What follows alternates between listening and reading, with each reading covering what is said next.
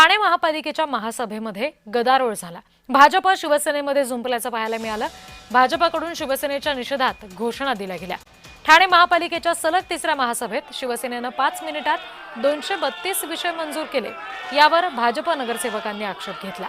त्यानंतर उपमहापौर कृष्णा पाटील आणि गटनेते मुकेश मोकाशी यांच्यासह भाजपच्या नगरसेवकांनी ठिय्या आंदोलन सुरू केलं। मग अचानक राष्ट्रगीत सुरू करून महासभा गुंडाळण्यात आली। त्यानंतर सभागृहाबाहेर शिवसेनेच्या विरोधात भाजपच्या नगरसेवकांनी घोषणा दिल्या। तसंच राष्ट्रगीताच्या अवमान प्रकरणी पोलीस ठाण्यात गुन्हा दाखल करण्याचा निर्णय जाहीर केला।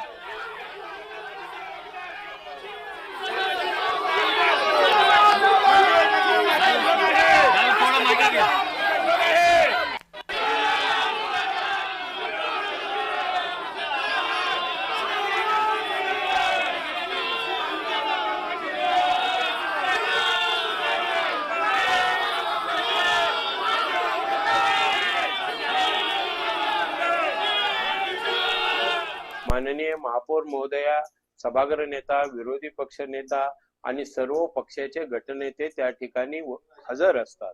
अशा वेळेला सभा कशा प्रकारे चालवावी, सभागृहामध्ये प्रत्येक विषयावर चर्चा व्हावी, अशा प्रकारचं मत निश्चित प्रकारे माननीय महापौरांनी त्या गटनेतेच्या बैठकीत सुद्धा आणि आता सभागृहामध्ये सुद्धा स्पष्ट केलं की आम्ही चर्चा पूर्ण विषयावरती करायला तयार आहोत।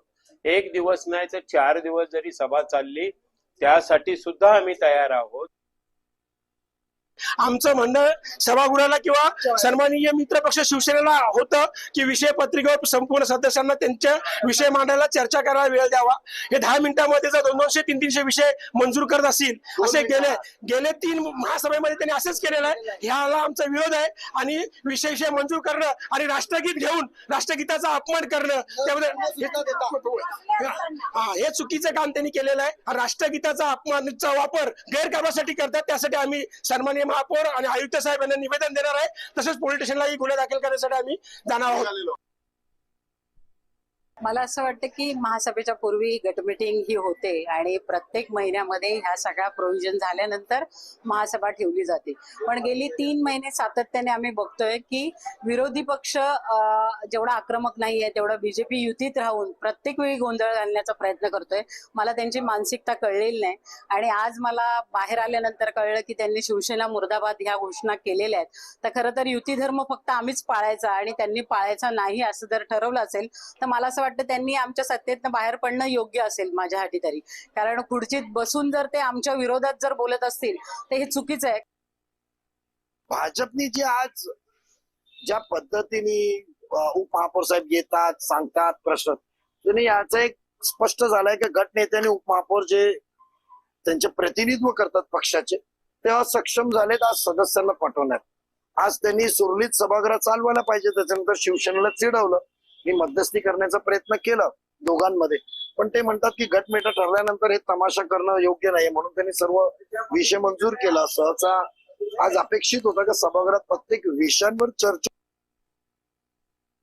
ठाणे महापालिकेमध्ये युती म्हणूनच आम्ही या ठिकाणी लढलेलो आहोत। त्याच्यामुळे युतीचाच कारभार हा व्यवस्थित झाला पाहिजे असा आमचा मानस आहे।